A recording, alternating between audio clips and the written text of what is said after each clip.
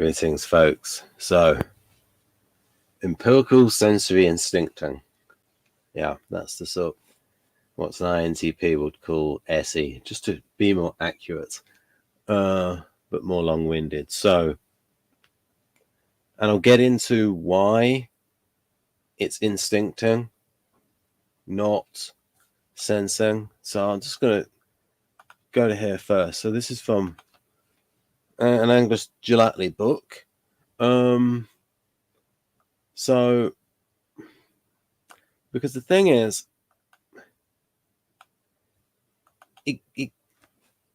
Vanderhoop noticed this, that this is where he disagreed from Jung, in that he looked at the extroverted sensation type and he said sensation is not the only factor in this function, that it's bound up with the emotional reaction there too, and a sort of an instinct towards a certain action. So when you look at there's the thrill of the sensation as well. Now Jung actually used a better word than what we use now, sensing, because at least he said sensation, which connotes an emotional response. So someone might say, oh, it was sensational. So you get an idea of an emotional response involved. So here we go.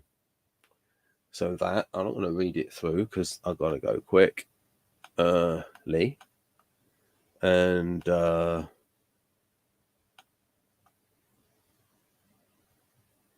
right.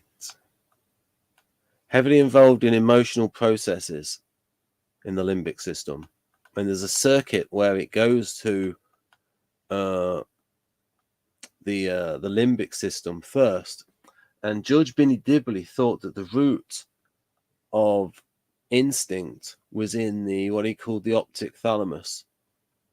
Right then. So I'll get onto that later. Yeah, that limbic system. Yeah, because I haven't got the graphic, but there is a circuit where sensory data doesn't go directly to the cerebral cortices. That's one on each side. Cortex, which I believe is also Greek for bark. That's what it looks like. So there's also a circuit where there's an instinctive response where it goes to the limbic system first, then goes to the posh part of the brain, which I call which is how I refer to the cerebral cortices. Now, getting back to why it's more than just sensation. I mean, Dario Nardi's definition of SE is pretty much... Anyway, I'm going to go in order, so I don't go all over the place. So, in essence, SE is essence of Artisan, i.e. SP, i.e. SE wheelhouse types. So go read Kersey's Artisan chapter in Please Understand Me Too. That's the best definition of SE that can be given. Go read that chapter. Because this is about description. This is not about some simple definition that, say, socionics would use. Oh, SE is for sensorics. Well, it's a part of it, but it's really reductionist just to say that. There's more to SE than ESTP kind of SE. And even that is doing ESTP as an injustice by saying it's all blood and guts and violence. Blood and guts violence kind of Mike Tyson kind of SE. There's also adaptation to circumstances. Rolling with the punches. Yeah, as Dario would say, immersing yourself in the present context and making intelligent adjustments. There's also a creative side to it. And this gets with a Kersey idea of, and Jeff likes this, art is any activity. It doesn't just mean the formal arts. Art is any activity where the next action is a free variable. And artisans like that, where they can get to improvise that next action. And so there's a lot of features and richness to SE, bound up with being immersed in the present context. And in general, when this is like, I'm describing good SE use now. When someone is totally immersed in the present context, Sporting metaphor. Well, not a metaphor, but it's a term used in sport. When a player is playing really well, we say that player is in the zone. And so when the person is in the zone, instinctive reactions, yes, there's training as well, but instinctive reactions are relevant to the context. Split second reactions, faster than thought. So, and now I'll go through it in order, but that's a sort of an overview. SE is a process which is related to empirical sensory data. Related to, but is not it exclusively. Related to empirical sensory data and the emotional response to it. Think roller coaster. Think someone who has a real warrior's instinct, say the boxer Nigel Benn, someone who really has that instinct to keep on fighting and loves it. Yeah. SE is a process. Wait a minute. See the final section of for why emotion is involved. We'll get to that in future. We've got to go. I've got this part of me that's linear. It exists. Frequently, the emotional response is that of thrilling incitement to the sensory stimulation. Think of Artisans dancing in a pop concert. It's not just, oh, I'm sensing the music passively. It's moving them. There's an emotional response to it. And as part of that instinct, there's an instinct to move, an instinct to dance. Yeah. That is, it's not just passive sensing.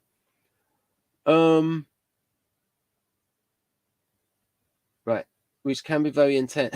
I put a witticism in there, a minor witticism. Frequently, the emotional response is that of thrilling excitement to the sensory stimulation, which can be very intense, e.g., loud. This extreme but thrilling to the artisan sensory input focuses the attention.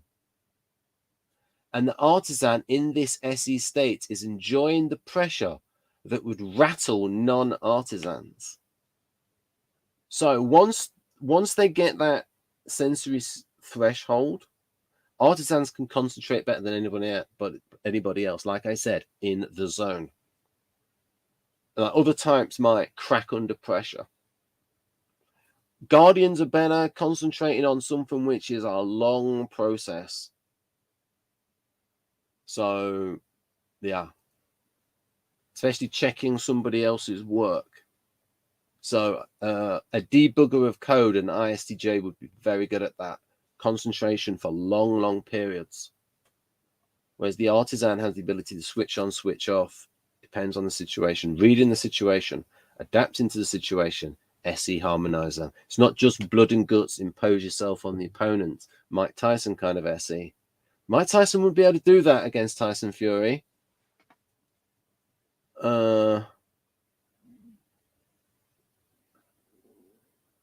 Right, so what do we have here? Okay. Rattle non-artisans. Natural selection, yes. Bit of theory here, but you know. SE enables people to be good warriors for the tribe. That you can falsify. You can falsify that. You can get good warriors, see what they're like. Oh, look at these artisan banter behavior and they swear a lot. Okay. There's a lot of artisans in the military. CFSI, which enables folk to be good farmers for the tribe. Yeah. So this is a statement which you can investigate and falsify. No point making statements which can't be falsified. Meaning, that means it's able, that means it's tested. That means it could be falsified if it wasn't true. It doesn't mean it is false when I say falsifiable. I mean, it is able to be proven right or wrong. That's what I mean by falsifiable. So attention, William James, attention is an essential feature of willpower, single focus. And you've also got SE working with NI there. Yeah. And so you're getting Dario's book, The Magic Diamond. Frequently when you get these really accomplished artisans, they've got that single focus and ambition. Probably got a 3-fix in there as well, Enneagram 3-fix. And you can see that this is an artisan with a plan. And they've got that vision, that goal to go for. So you can see in that example, okay, you've got SE working with NI nicely there, tandem use. C. Linda Berens is the tandem principle.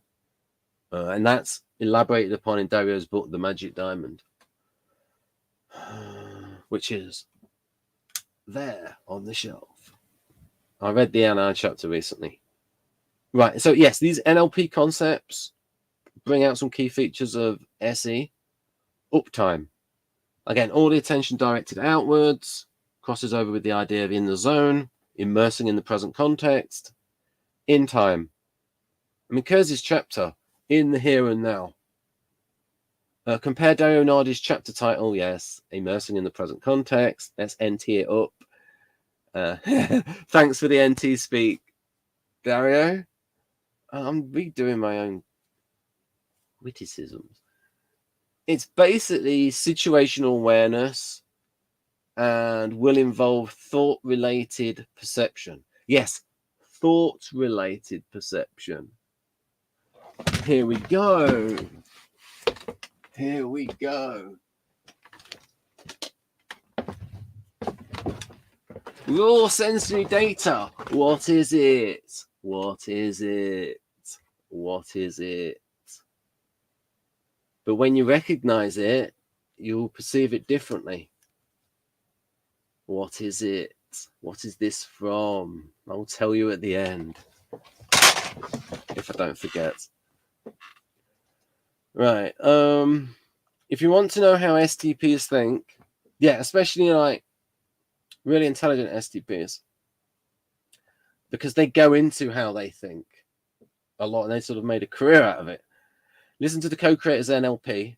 That's neuro-linguistic programming, not the other NLP, which is like bigger at the moment. What is it? Natural language programming? Something like that. Richard Bandler. Yeah. He's very ESTP. He calls himself a doctor, but isn't. And Dr. John Grinder, the linguist and former US Green Beret. So, SE values shared by all artisans. Right then. Artisan values. And again, this is something different from, this is something that you can get in Kersey. Yeah, that's from Jeff. Being impulsive is being alive, so fun. That I'll get into Kersey later. Freedom. That's a general EP value and a general P value.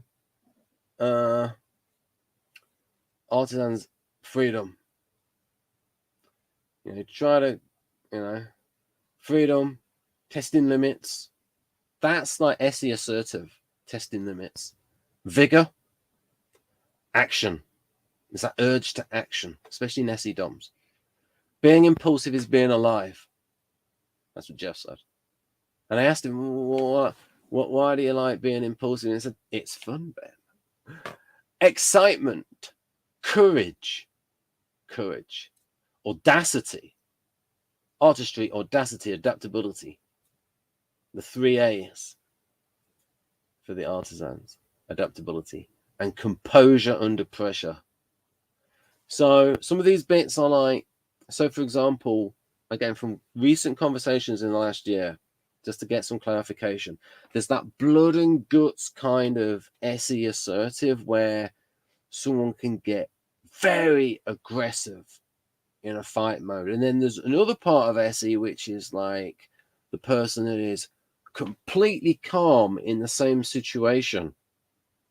That's also a feature of SE. And it's like, you could say this person's got the game face on. And from outside, it's sometimes you can say that the person that's got over emotional loses focus. Whereas the person that's got the game head on and the game face and the more determined person does better. But sometimes the person that's really feeling it emotionally, if it's channeled in the right direction, that sort of fierceness. So it depends on the situation. as to sort of what is better, the more emotional, assertive, angry kind of SE, or the more clear-headed, harmonizing kind of SE. Where, yeah, like I said, in certain sports, getting your opponent angry makes your opponent lose the cool. Right. So subfunctions. Again, yes, SE assertive.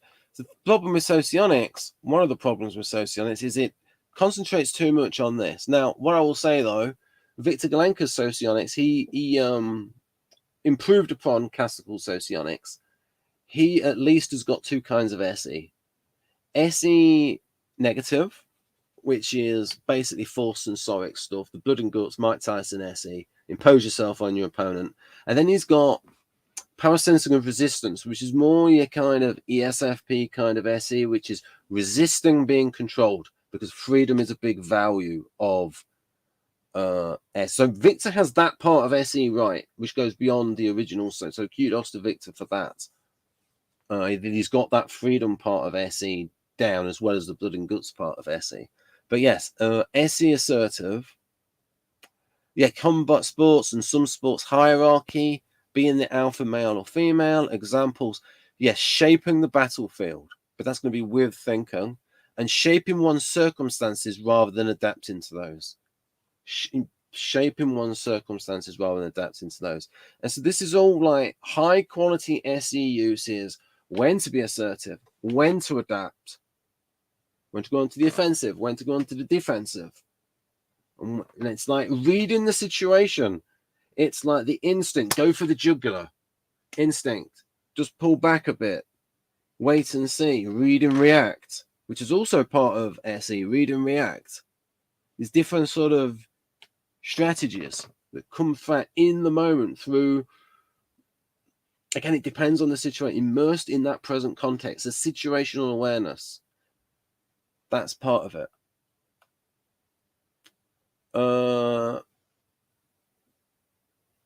SE creative. Essence of Kersey's Artisans. Yeah, Kersey's has a bias in the Artisans towards the creative subtypes of the four. I mean, he even says with the ESTP, which is the promoter, and he says when this is unhealthy, it becomes the con artist. And no kidding. Which is arguably what Bandler is. He has some good advice and he's funny, but there's a little bit of con artistry in there with Richard Bandler. Tricky Dicky Bandler, I call him. So, yeah, you could say that. And the tactical part of the Artisans, so the Artisans have a high tactical intellect. But now, with that, it's not just SE. We can sort of model that and sort of like look at that tactical intellect, and we can go, okay, there can be some SE with TI, some SE with FI. Might be best thought of. So it's like Jeff has talked about Artisans being the social chameleon. And so there you've got sort of like adapting to the situation. So you've got the SE sort of with the situation, but then you're also picking up the feeling states as well. So that's more SE with feeling. But then you've got sort of like the tactical version of SE in sort of more tactical kind of games and leadership on a battlefield situation. That's more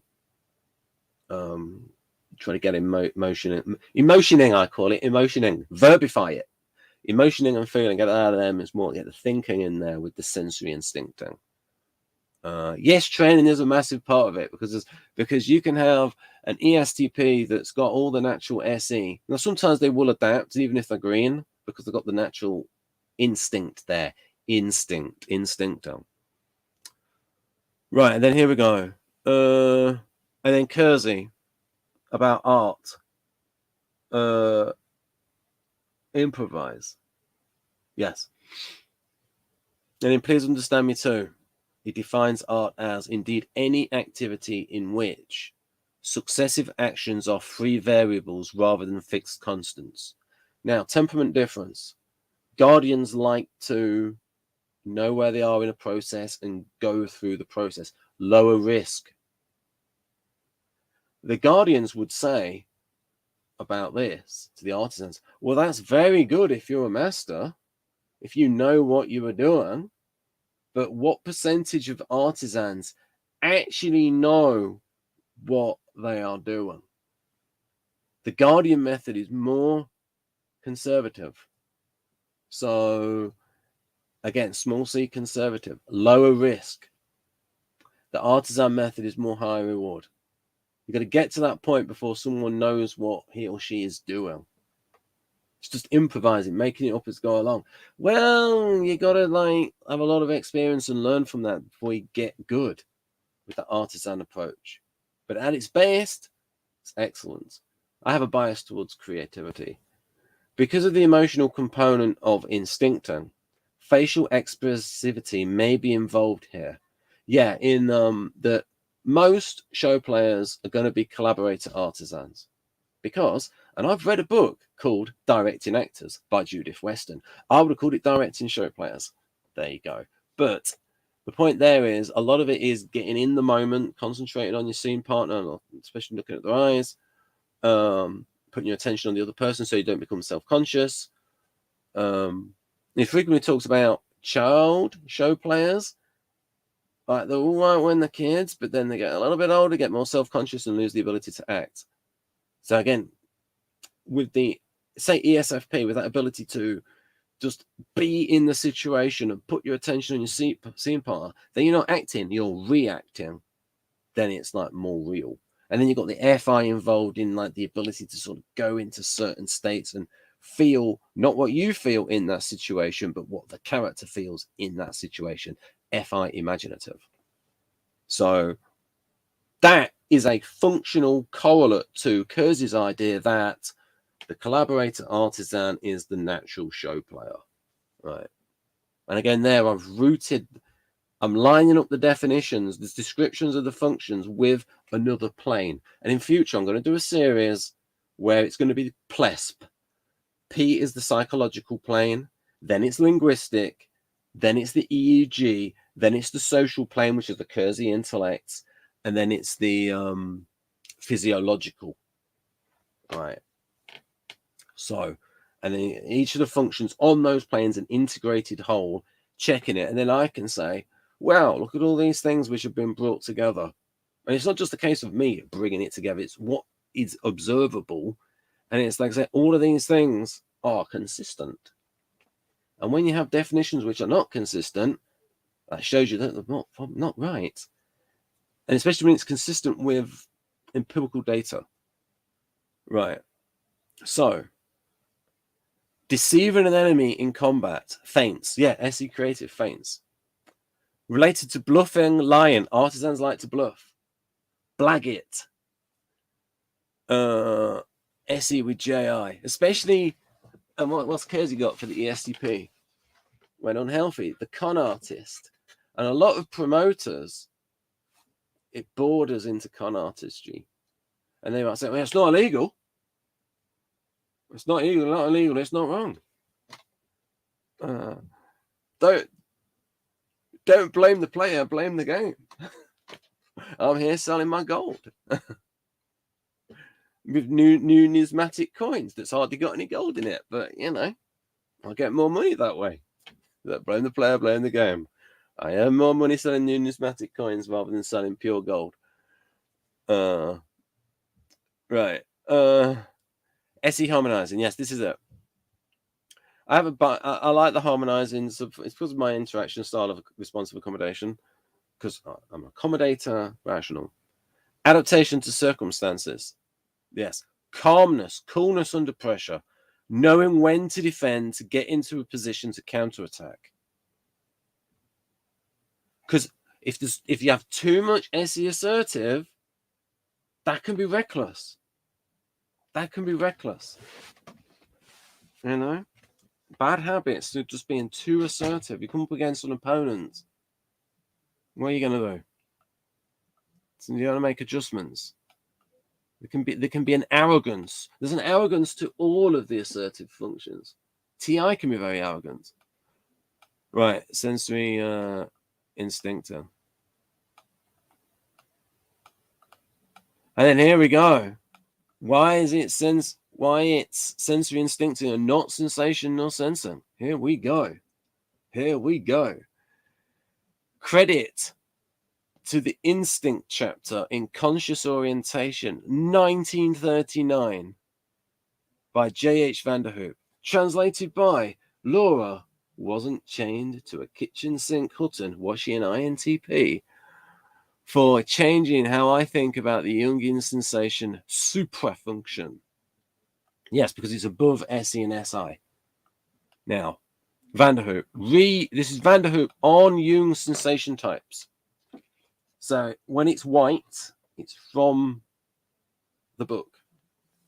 In studying their mode of adaptation, by this he means a Jungian function in action, I saw, in fact, more and more clearly that they were not guided exclusively by their sensations, but by their sensations coupled with their emotional reactions thereto, and further, by their instinctual needs as well. E.g., upon seeing a fellow human who, for the observer, ticks all the right sexual boxes, not just sensing. It seemed, therefore, incorrect for me to regard sensation as the only characteristic factor in this function. That's a little bit passive-aggressive. That's an INTP put down. Here we go. Adaptation, the use of the function, is here governed by emphases in regard to emotion and attention in the field of sensations, and that action is also directed by details of a concrete kind. So we can say that this instinct is related to the concrete, intuition is related to the abstract. Emotional reactions are immediately bound up with the sensations, inseparable from the sensations involved. Vanderhoop's third feature of instinct. Emotional reactions to sensation are frequently accompanied by an impulse to act. Being impulsive is being alive. That's what Jeff said. In our conscious mind, this may assume various forms, e.g. that of a vague inclination to do something, or of a strong, impulsive drive towards certain acts, as in the Four example. Vanderhoop on sensory instinct not being perception. He's nailing it now, ahead of cognitive psychology decades before. And actually, little bits like this in the late 19th century. Because I'd begun to regard emotion as an expression of instinct, I was no longer able to accept Jung's formulation of the function of perception. Philosophers in their ideas about sensation are too apt to start from the point of view of perception, which is quite a different process. And cognitive psychology has proven Vanderhoop right here with that. Perception is like so, for example, when you recognize a sound as a word, you recognize it, object recognition, sort of spatial recognition, depth perception. It's making cognitive sense of the sensory input. Like I said, what is it?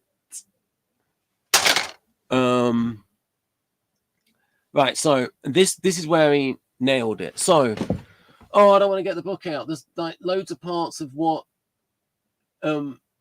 perception is it's a quarter of all cognitive psychology.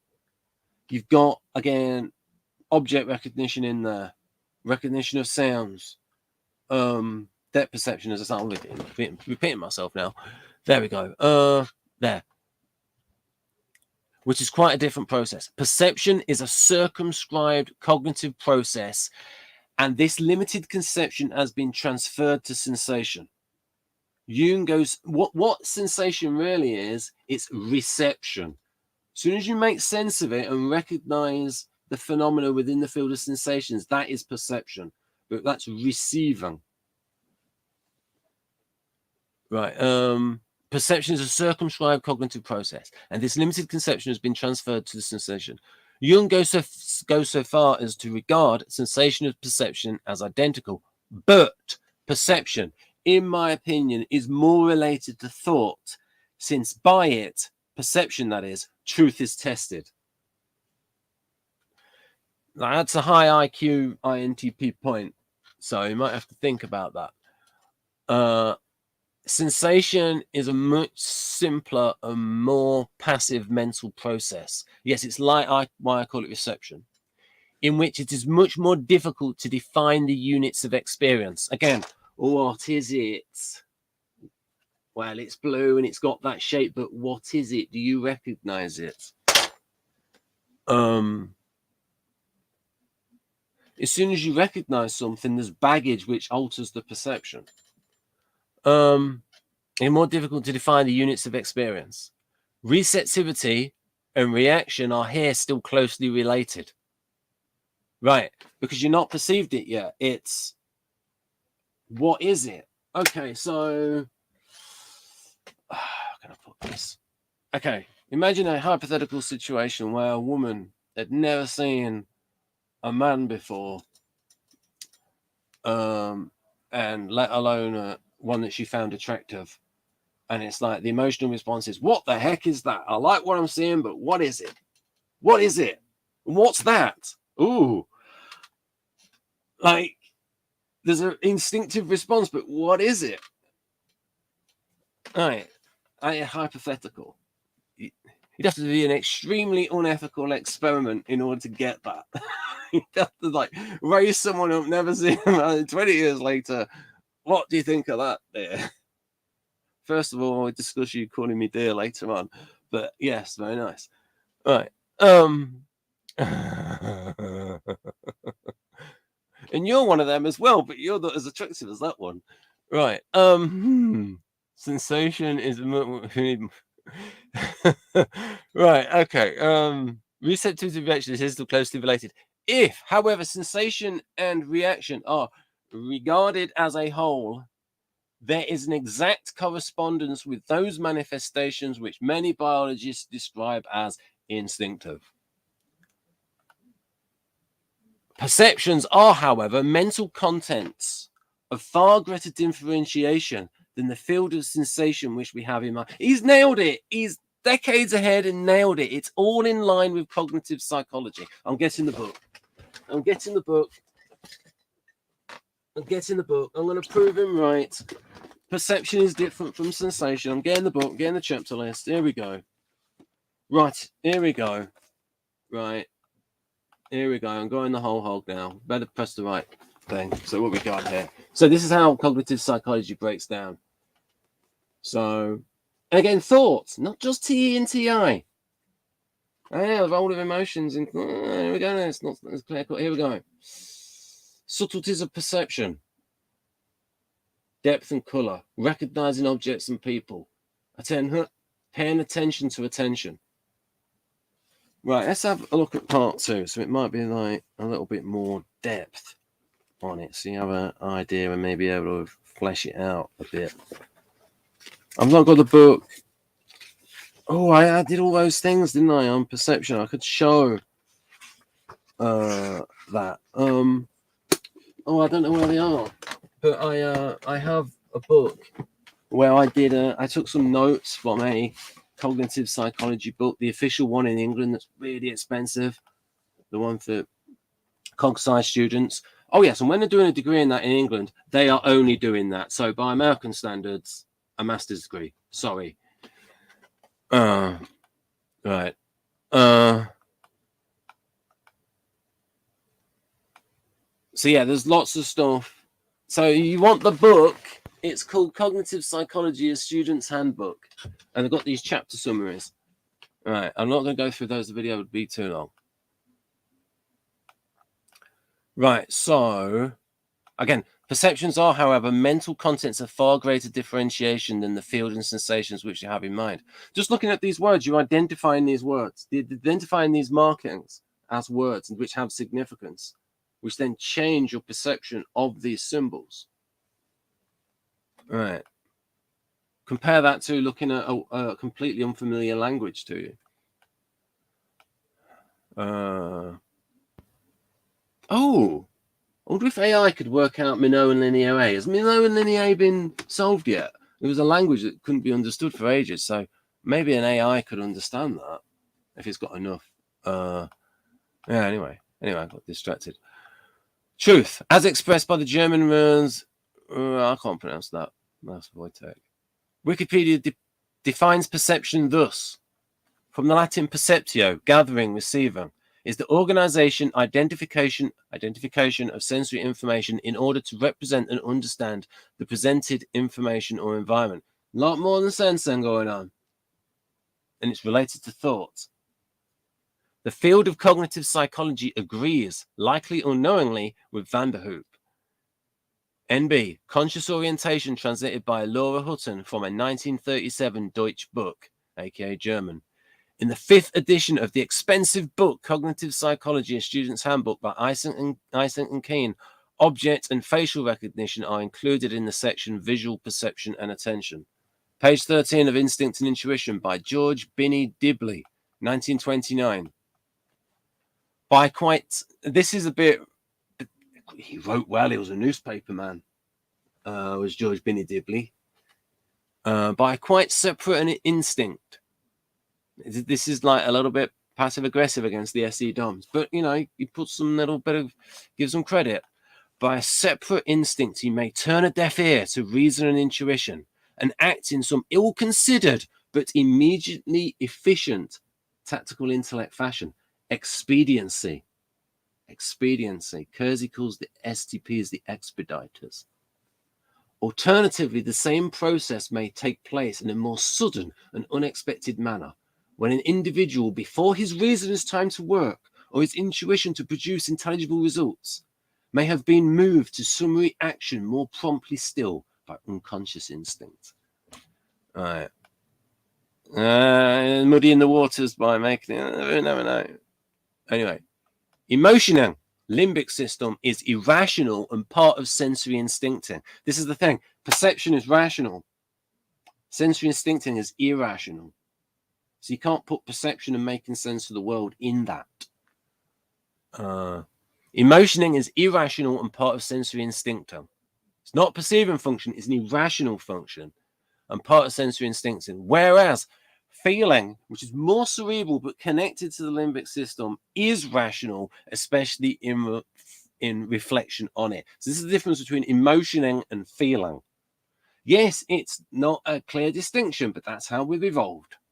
It's not about cooking up neat little asinine definitions of functions. We're trying to describe what's going on with the 8 forms of adaptation, the 8 cognitive functions, 8 cognitive processes. Now, page 83 from Introducing Mind and Brain by Angus Gilatli. This is that page that I've not got. It has been discovered, however, that in addition to this indirect route, thalamus, cortex, amygdala, there is, so there's a route which goes, what is this object? Goes to the cerebral cortex. Then there's that, I'm not having an emotional reaction to this. If it was covered in blood, maybe. If it's a spider, there's an example. You see a spider or a snake. The sensing and the emotional reaction is bound up, and like in a split second before you can. At least me. There is a direct route to the thalamus to the amygdala. In other words, the amygdala part of the limbic system responds this is Gilatli now in white. In other words, the amygdala part of the limbic system responds emotionally to objects in the world even before the cortex has experienced and recognized them. Fight or flight response, heart rate and blood pressure increase, large muscles prepare for quick action if you have them. Maybe larger muscles. Distinguishing emotionings from feelings. MB, I'm knackered for space, so it's just bits. I wanted just two on there, so it can be like this. Although I did end up doing NE in 3 columns, so yeah. I frequently make mistakes. From the web.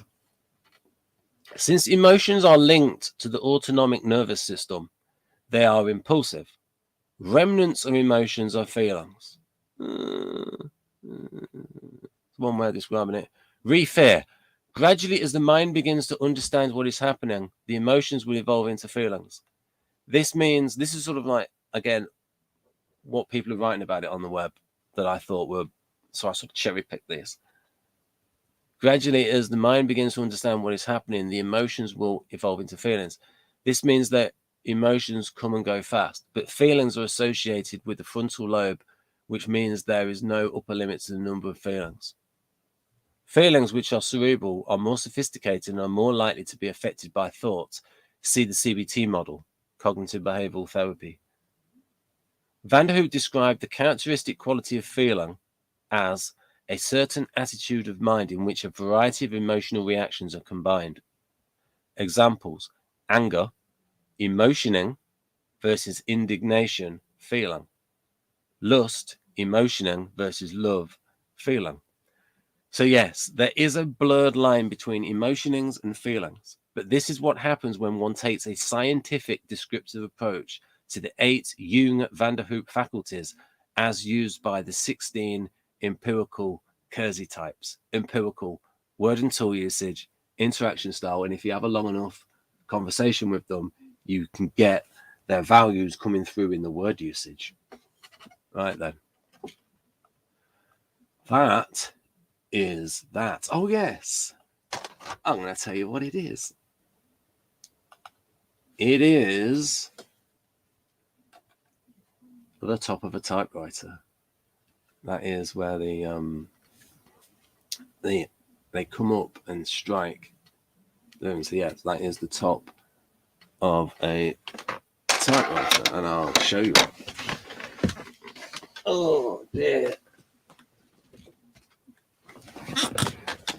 Let's get the lights on.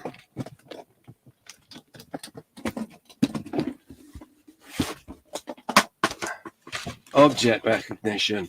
What's that? That's a heavy laptop. So it goes there. There you go. Now you know when you see it again. Oh, it goes on there. I recognize that. East German typewriter. Right then. Bye-bye. Peter Schiff was right. And he's right again.